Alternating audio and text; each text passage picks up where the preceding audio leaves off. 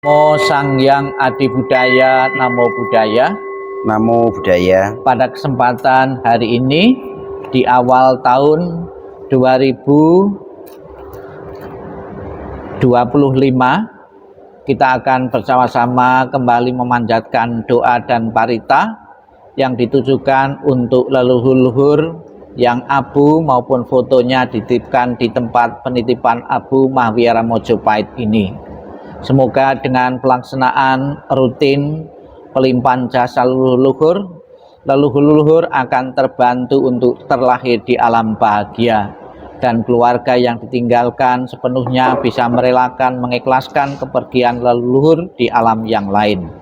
Marilah kita bersama-sama memuji mengagungkan Tuhan Yang Maha Esa, para Buddha dan para suci dengan pujian wandana masing-masing 3 kali, dibuka halaman 4. Kita puji, kita muliakan Tuhan Yang Maha Esa dengan wandana terjemahannya. Terpujilah Sang Hyang Adi Buddha, Tuhan Yang Maha Esa.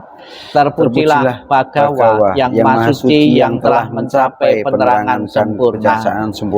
Terpujilah para Bodhisatta Mahasata. Marilah kita menyatakan pelindungan kepada Buddha, Dharma, dan Sangha dengan 3 pelindungan. Aku berlindung kepada Buddha, aku berlindung kepada Dharma, aku berlindung kepada Sangha. Untuk kedua kalinya aku berlindung kepada Buddha, untuk kedua kalinya aku berlindung kepada Dharma, untuk ketiga kalinya aku berlindung kepada Sangha. Untuk ketiga kalinya aku berlindung kepada Buddha, untuk ketiga kalinya aku berlindung kepada Dhamma, untuk ketiga kalinya aku berlindung kepada Sangha. Perenungan tentang sifat kebajikan Buddha Nusati, bait pertama bersama-sama bahasa Indonesianya. Demikianlah Bhagawa yang Maha Suci yang telah mencapai penerangan sempurna pengetahuan serta tindak tanduknya, sempurna menempuh sang jalan ke Nibbana, pengenal segenap alam, pembimbing manusia yang tiada taranya, guru para dewa dan manusia yang sadar yang patut dimuliakan. Perenungan terhadap sifat kebajikan Dhammanusati, halaman 8. Dhamma telah sempurna dibabarkan, berada sangat dekat tak lapuk oleh waktu, mengundang untuk dibuktikan, menuntun ke dalam batin, dapat diselami oleh para bijaksana dalam batin masing-masing. Perenungan kepada Sangha. Sangha siswa Bhagawa telah bertindak benar, Sangha siswa Bhagawa yang telah bertindak lurus, Sangha siswa Bhagawa yang telah bertindak benar, Sangha siswa Sang Bhagawa yang bertindak berpatut. Mereka merupakan 4 pasang makhluk, terdiri dari 8 jenis makhluk suci. Itulah Sangha siswa Sang Bhagawa, patut menerima pemberian, tempat bernaung, persembahan, serta penghormatan, lapangan untuk menanam jasa yang tiada taranya di alam semesta. Kita pancarkan welas asih dan kasih sayang kita punyai kepada leluhur yang kita doakan semoga menerima pencerahan, menerima kesejukan dan keteduhan dari pemancaran welas asih yang kita berikan. Sutta tentang cinta kasih universal, halaman 12. Inilah yang harus dikerjakan oleh mereka yang tangkas dalam kebaikan. Untuk mencapai keterangan ia harus mampu jujur, sungguh jujur, rendah hati, lemah lembut, tiada sombong, merasa puas, mudah disokong, dilayani, tiada sibuk, sederhana hidupnya, tenang indrianya, berhati-hati, tahu malu, tak melekat pada keluarga, tak berbuat kesalahan walaupun kecil yang dapat dicela oleh para bijaksana. Hendaklah ia berpikir, semoga semua makhluk berbahagia dan tentram, semoga semua makhluk berbahagia.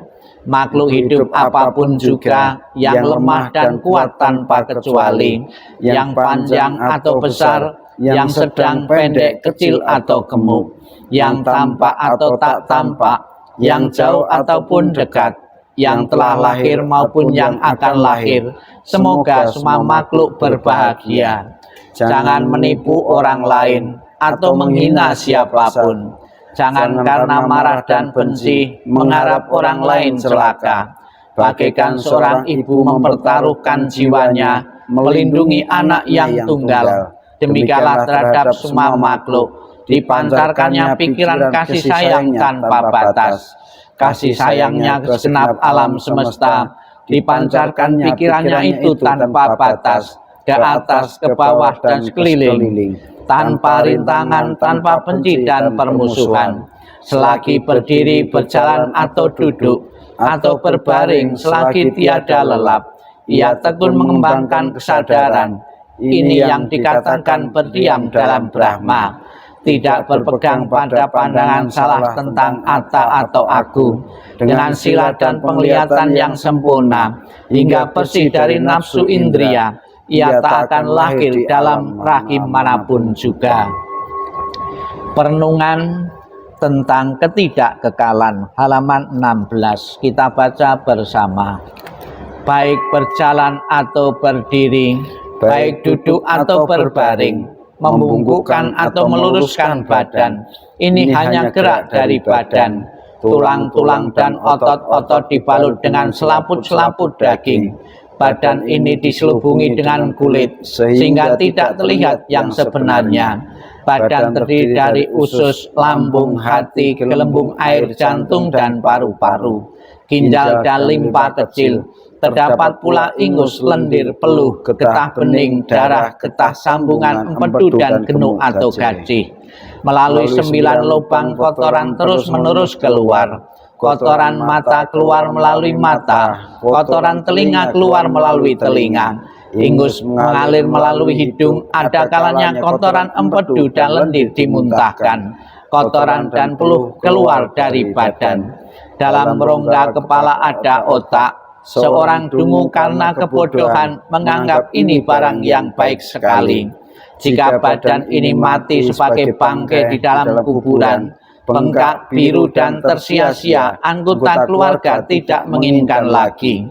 Mayat itu dimakan oleh anjing, serigala, anjing hutan, dan cacing-cacing, burung gagak, burung nasar, dan binatang-binatang lainnya. Dalam dunia ini siswa yang bijaksana setelah mendengarkan sabda Buddha mengerti dengan benar karena ia melihat dengan apa adanya. Seperti ini badan ini dibentuk, seperti itu badan ini akan terjadi. Lepas kalah belenggu badan ini, baik pribadi maupun di luar. Siswa yang bijaksana yang bebas dari keinginan dan kemelekatan, ia yang mencapai nibbana, kekal, tenang, dan bebas kematian. Badan kotor yang berkaki dua yang membawa bau busuk, penuh dengan kotoran yang keluar dari berbagai tempat. Jika dengan badan demikian orang menganggap dirinya tinggi dan memandang rendah orang lain, apakah sebabnya? Hanyalah kebodohan. Marilah kita memohon berkah pelindungan dari Buddha Amitabha yang bertakhta sebelah barat. Apabila para leluhur ada yang masih berada di alam penderitaan, Buddha Amitabha beserta para sucinya menjemput para leluhur yang abu maupun fotonya ditempatkan di Mahavihara Mojopahit ini dengan nenvok bersama-sama. Namo Amitabha. Namo Amitabha.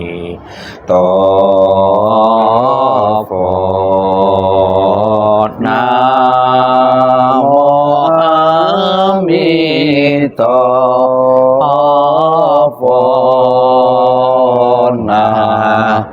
Namo Amitabha. Namo Amitabha.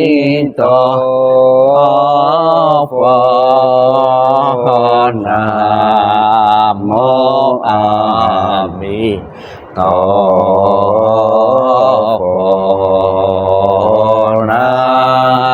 Namo Amitabha.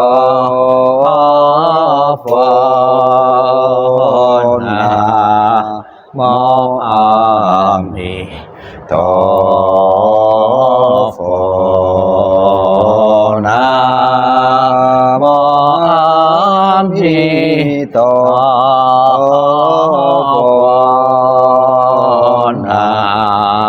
Mo ami tafo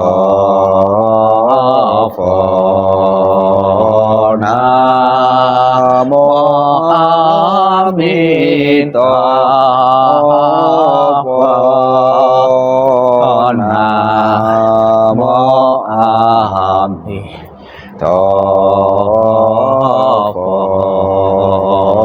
Namo ami tafo Namo ami tafo Namo ami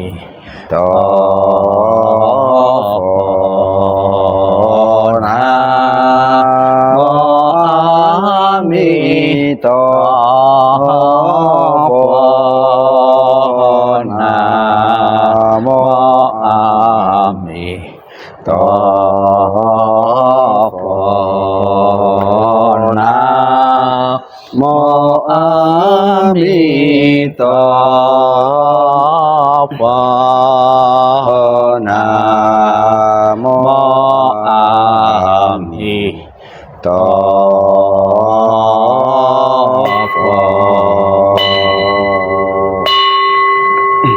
Kita limpahkan kebajikan dari membawa doa sepenuhnya untuk leluhur yang abu maupun fotonya ditempatkan Mahawiara Mojopahit ini dengan dibuka halaman 38. Kita baca bersama-sama 38. Semoga jasa-jasa yang kuperbuat kini atau di waktu lain diterima oleh semua makhluk di sini, tak terbatas, tak ternilai.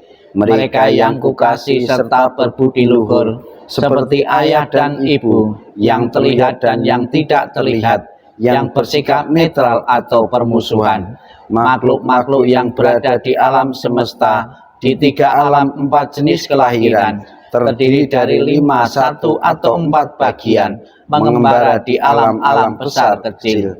Semoga dengan persembahan jasaku ini, setelah mengetahui mereka bergembira, dan kepada mereka yang tak mengetahui, semoga para dewa memberitakannya.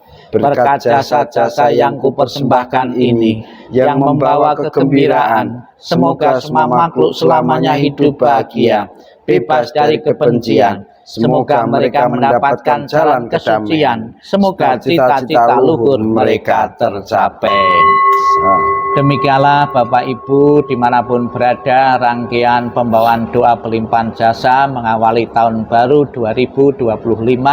Semoga para makhluk di alam semesta, terutama leluhur keluarga, benar-benar terdorong terlahir di alam bahagia, dan setelah terlahir di alam bahagia memberikan doa restu di tahun baru ini. Semoga selalu berbahagia dan sejahtera, keluarga yang abu maupun fotonya menitipkan di tempat Mahawiara Mojopahit ini. Tak lupa kita panjatkan doa untuk kebahagiaan semua makhluk.